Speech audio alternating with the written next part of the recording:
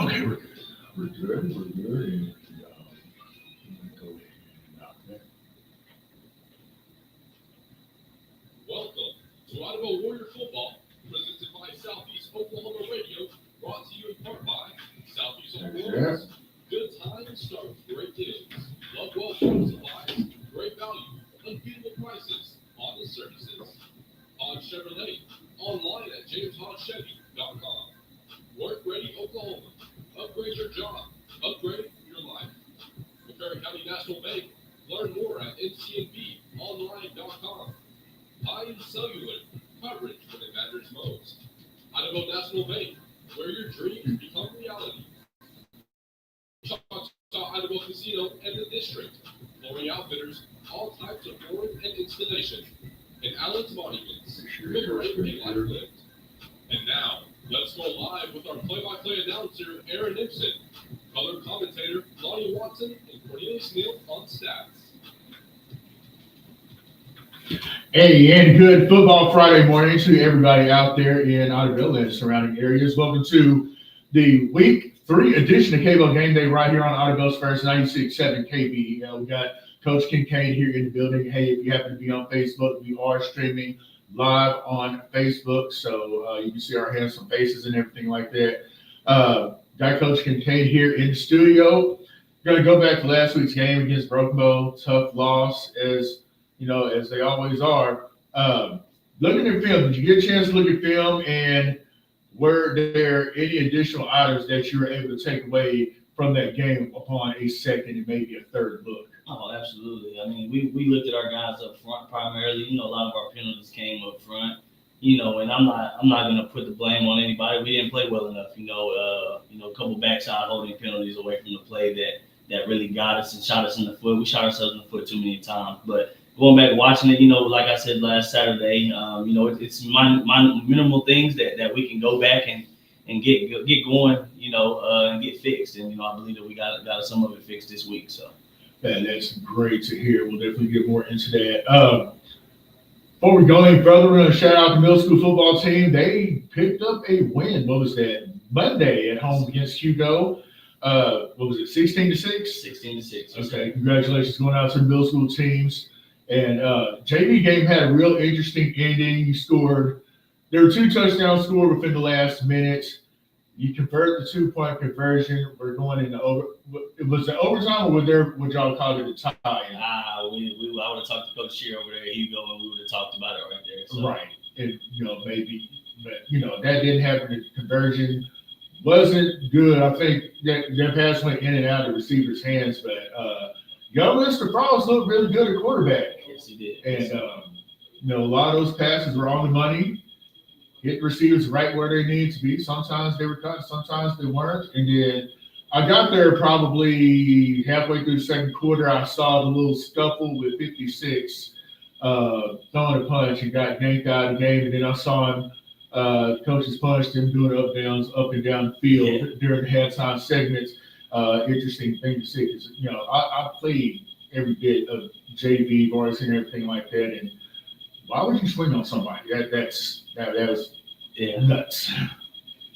But big focus this week for you guys was conditioning. Sir. No high school kids hate running unless they run track or play basketball. And that's just a necessary part of any sport: football, baseball, basketball, whatever.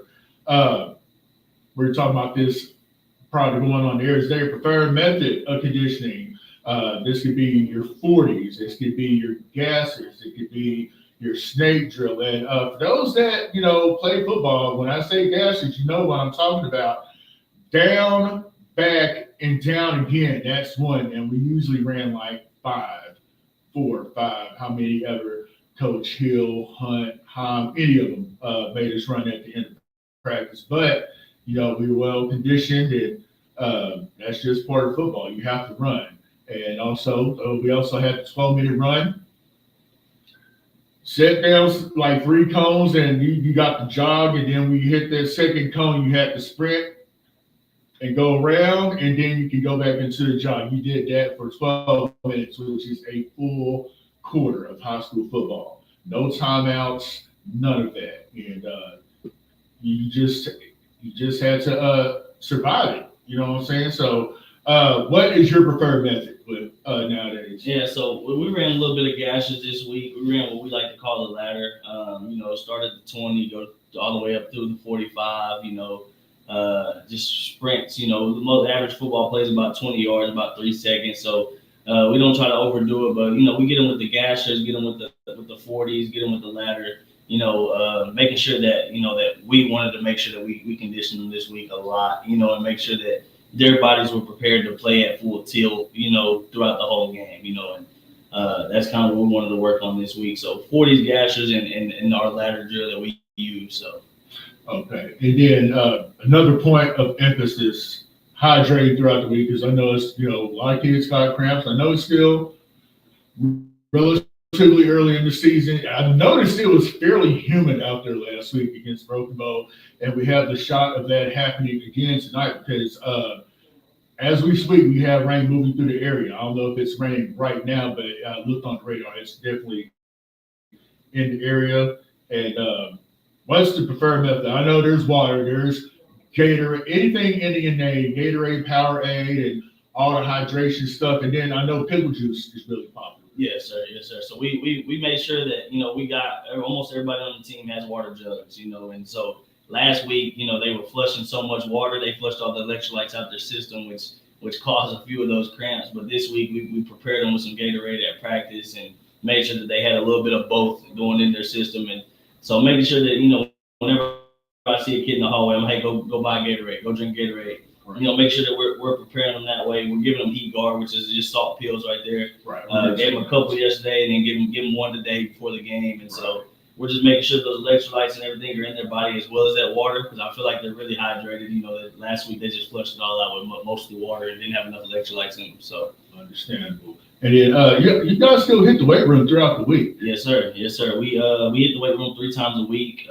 This week we've adjusted it, and we hit it once this week. So give their bodies a little bit of a rest, but because we're mainly hitting a lot of conditioning this week, so we left them out the weight room twice this week. But they hit it hard Tuesday morning, and they really got after it. So, hey, great to hear. And we're gonna go ahead and get into tonight's matchup against the Ashdown Panthers. They are in a similar situation as us, 0-2 on the season. They lost their first game at Mills Chapel over in Little Rock. Really nice school. I watched that game on YouTube. Really nice facilities. In their broadcast, they talked about new gym builds being built, but you can see out in the background their baseball field and everything like that. A good start for Ashdown. That number 1 receiver, Bryson French, you'll hear that name a lot tonight, took the opening kickoff, scored on it. First kickoff of the season. That was about, 95, 98 yards. And then he scores another touchdown in the first quarter. They're up 12-0. And then Mills Chapel scored 43 straight and ended up winning 43-12. And then last week they played Hope, lost that game 25-19. Crazy ending, as you were telling me. A pass that should have been thrown was thrown, went through defenders and was caught and scored off of that. So what have you seen from Ashdown on film? Yeah, I mean, we've been watching them on film all week and just preparing for them. And, our kids have been watching them. And, from what I've seen, they're a beautiful team, and we've been watching and preparing and hoping that, we can take advantage of some things that we've seen offensively, and then defensively, it's about stopping one. And their quarterback is a little slippery guy. Yes. He's not the most athletic guy in the world, but he's athletic enough to beat you. And so he makes a lot of plays and extends some plays with his feet. They like to run him in the run game a lot, and obviously they like to get it to their guy, number 1, Bryson French. They'll move him from receiver to tailback to the slot. They're trying to get him the ball. They're trying to get their guy the ball, and our focus point has been stopping Bryson French and making sure that we make somebody else beat us.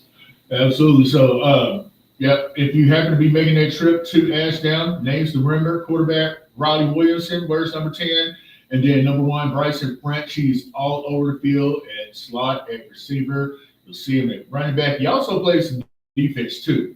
And then starting running back they had, I thought he was, several Super Bowl he's serviceable. He got you the yardage for first downs and stuff like that. But I understand, by all means, getting that ball in hands of number one by whatever means necessary. So, and they were out of the spread, single back, usually receivers slots and a wide on each side. Did they deviate from that any? Yeah, I mean they've pretty much been 10 personnel from what I've seen. 4 receivers, 1 running back. Not very many tight ends in the game at all. What I've seen, a lot of trips, a lot of doubles. Gotten a little bit of quads a couple times, here or there. But for the most part, they're gonna be 10 personnel. They're gonna keep their skill guys on the field. So. Okay, moving over to them on defense. 3-4 look, correct? Yes, sir. Yes, sir. You have nose tackle, 2 ends. They're at about what, 4 or 5 techniques, something like that. Yes, sir. Okay, and looking at that can open up some opportunities in the run game, like right through the middle. If you get that nose moved and you get a hat on those middle linebackers. They don't seem to be terribly well. They have good size up front, like in their front 7. Yeah, their defensive line is really really good, especially their first 3 or 4 guys that they rotate in there. Those guys can play a little bit. Their backers, they do a really good job dropping in coverage. I know that they read flow a lot. So they're not necessarily reading keys. They're just kind of going with the flow there. So some things to take advantage of there with them. Their overhang linebackers, their outside linebackers. Their apex real tight, and when they read run mesh, they're attacking downhill hard. They come set the edges hard. So, some things to take advantage of there. Some guys in secondary that we can maybe take advantage of there. Obviously number 1 is going to be playing a little corner, a little safety. They're moving around back there a little bit, Bryson French. So, trying to see where he's going to be playing at, see what they're going to have ask him to do this week, and just ask them to see what how they're going to match up to our Warriors tonight. Exactly, because you can only cover one guy, so you have to cover either a Jordan Lewis or a Benny Teflon. So that's going to leave somebody else open in that passing game. So pick your poison, basically. Pick Jordan, and you got the chance to throw to Benny. You pick Benny, you got a chance to throw to Jordan. And then, there's some possibilities throwing to the tight end. I know Titus Baker's had a nice start to the year at tight end. He got the TD at Valiant, and there are other guys that can get involved. There's a Quincy Pond that can catch the ball out of the backfield. There's a Jayshon Dixon that can catch the ball out of the backfield. And then there's also the wild card of a Jacarius Frost. You could possibly plug him in at a number of places and could be lights out when he gets the ball, because likes having the ball in his hands and making things happen. Yes, he is. He's explosive, just like any of those other guys you mentioned. We got quite a few kids. Like Val Golston helped us quite a bit last week. He had a pretty good game last week. He had a couple of crucial drops also, but mistakes are gonna happen. We let them know that mistakes are gonna happen. It's a football game. Things happen. These 14 to 18-year-old kids, and they're gonna make mistakes. We make mistakes in our daily lives every day, but we just let them know it's the next play. Let's just keep rolling. Come out and make the next play. When it comes back to you, ball comes, find your way, make the play. So make the play, get that first down. Hey, maybe house it, whatever that opportunity brings. So they've covered just about everything. I know this week has been about fixing your own problems, cleaning up play. You clean up your play, knock down those penalties, cut those down. Very winnable ball game tonight in Ashdown. Somebody is going to get their first win of the season. Hopefully, it'll be the guys in red, white, and black. I know we'll be in the road uniforms. And as I asked about earlier, we're pretty much at full strength. But like you mentioned, numbers won't be as big as they seem because you have a travel roster. Yes, sir. So we to avoid us having to take 2 buses and find multiple bus drivers, as a couple of us are working on our bus driving certificates now and license. We're limiting the bus drivers. So, we have about 18 kids not going with us tonight that are primarily JV kids that played and, that come shoot out with us on varsity. But we're not bringing as many kids with us tonight. So numbers may look low, but that's a travel roster thing. It'll look like that for road games. So. Right, because, limited as far as bus driving and things like that. And, this is I mean, this will be the shortest road trip of the season one, outside of that, because once we get to district play, we've got a trip to Tulsa next week, but we'll get to next week when next week happens. With that being said, do you have any final words for Warrior Nation? Anybody thinking about making that trip? Because, hey, check this out. We are the only county school in action tonight. Yep. Yeah, guys, come out, show out. The Ashdown visitor side is not very big, so if you want to get there and get good seating, you have to get there fairly early. Or if not, bring some lawn chairs to sit along the fence line, because their sideline and their visitor stadium stands are not very big. So I would encourage we pack that out and make it loud as possible. The band will have a section in that, so that makes it even smaller. But come out, pack it out. Support these young Warriors, man. Support us, and as we go through, and hopefully come out and get our first dub tonight. Yes, and hey, thanks for joining us, and we're going to get you out of here, and we'll get into the rest of what we're going to talk about when we come back from this break. You are listening to KBL Game Day right here on Idabel's First, 96.7 KBEL. We'll keep this going, but yeah, I know that band take up half that. Take up pretty much half of their stands right there. Yeah, I'll mention that on the way out. Got monitors, sure bring them.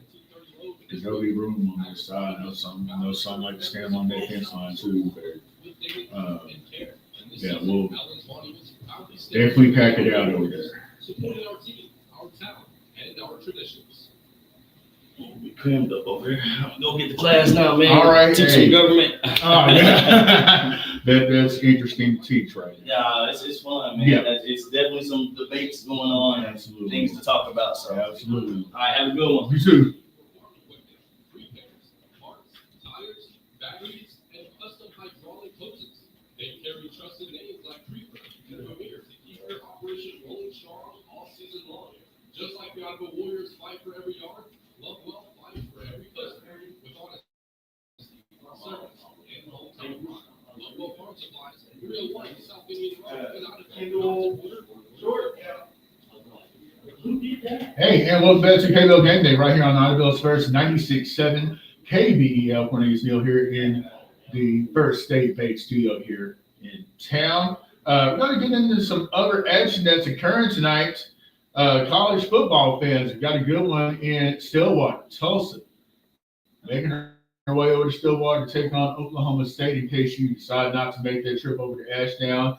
You're always welcome to listen to our broadcast and then keep your eyes on that game.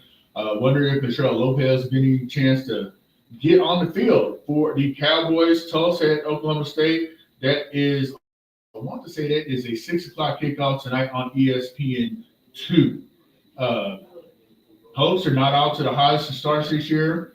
Mike Gundy might be on the hot seat. So that's definitely going to be an interesting game to keep track of. We'll try and update you with scores throughout the evening. I know Aaron will have that, have his tablet right there once he gets in. Like when we have pregame, it'll be mostly me, and then Aaron will join us before kickoff, and we'll bring you tonight's coverage of the Idabel Warriors at the Ashdown Panthers live at Dick Hayes Stadium in Ashdown. That stadium is right there on the campus. I do believe their gym is right across the street from the football stadium. Other games in the area that you may be interested in, really, once again, as we mentioned, we're the only county school in action. Both Broken Bow and Valiant have buys. Hugo at Dixon. Buffalo's in the same boat as us, looking to get their first win of the season. I'm not sure how good Dixon is, but hey, good luck to those folks west of us as they make the trip even further west. Dixon is just outside of Ardmore.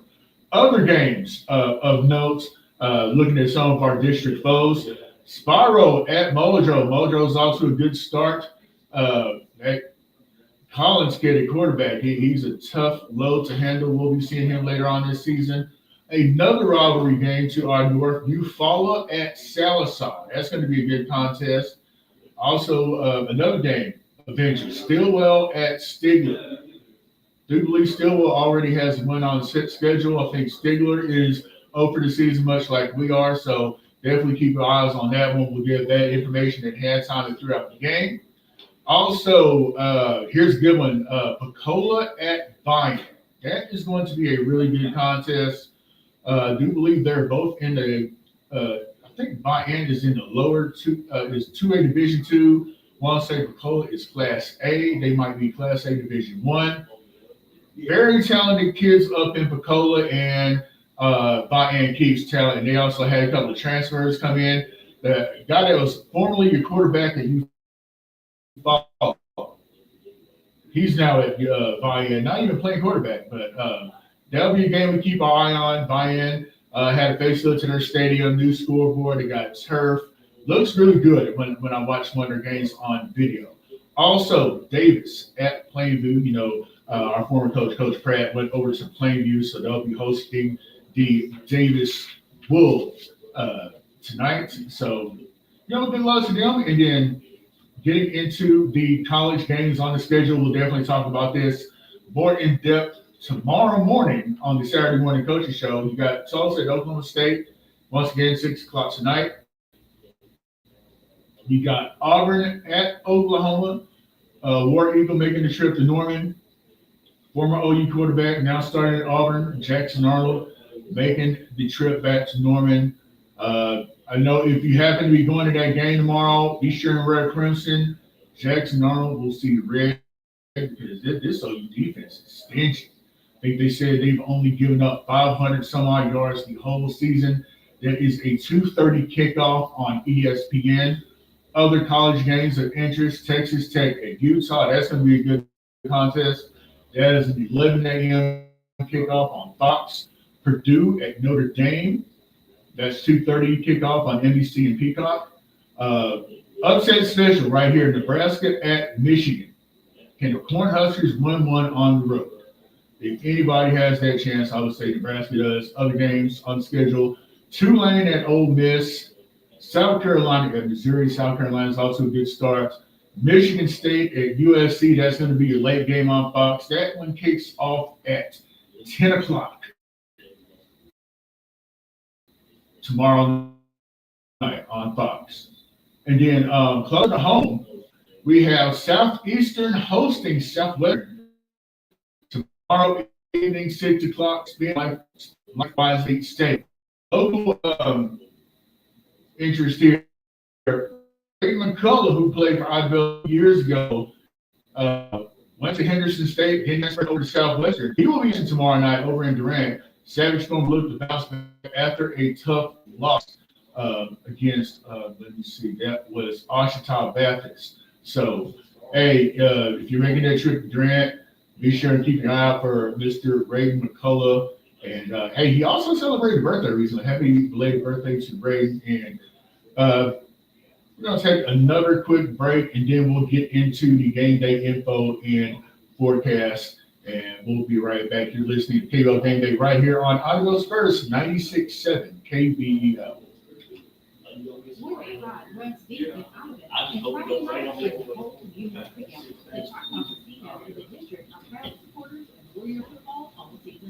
After the final play, people still want to head home. The fun continues with fifth quarter at the district until 11. Enjoy music, friends, and half-price bowling in a safe, exciting place to celebrate. Warrior spirit doesn't stop at the game. It lives on at the fifth quarter at the district and the Idabel Choctaw Casino.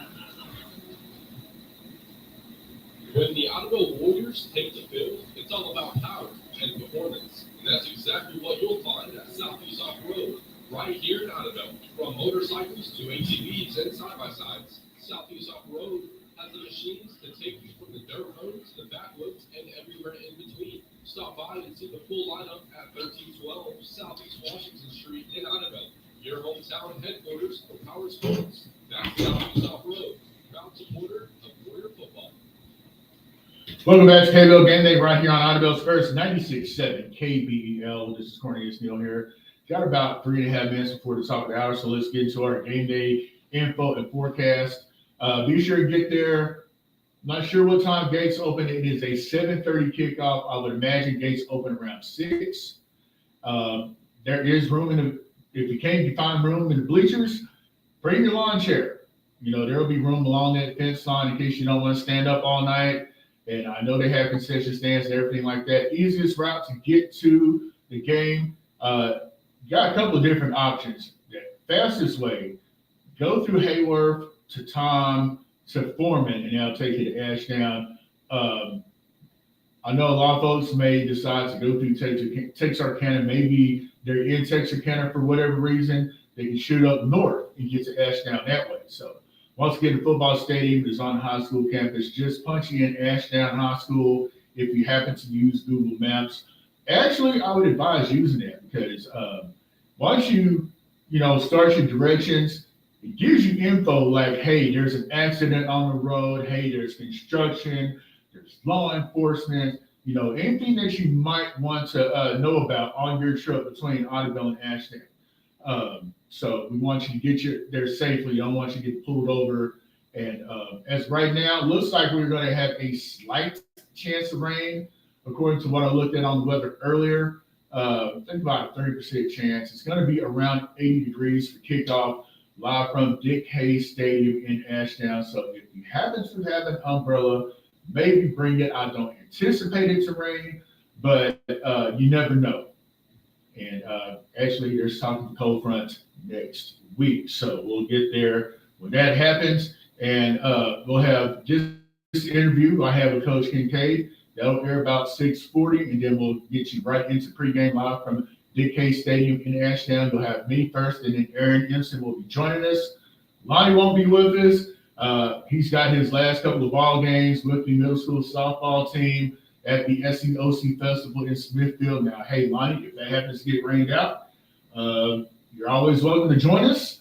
But we got to get these last couple of games in. I do believe they're scheduled to play, I want to say, Baptiste and Hayworth up in Smithfield. They've had a really good season so far, and congratulations going out to them. High school Lady Warriors softball team scheduled to be in action today in the Wright City Fall Classic. They're scheduled to play at 4:40 in the consolation bracket. So also we'll talk about the cross-country meet. Idabel will be hosting a cross-country meet tomorrow morning. I'm sure Coach Harjo and Coach Bray and the team would love to have you out there in support. But we'll get into all that tomorrow during the Saturday morning coaching show. Right, once again, live here in studio, 9 a.m. We're going to get you out of here. Thanks for tuning in to KBL Gaming right here on Idabel's First, 96.7 KBEL.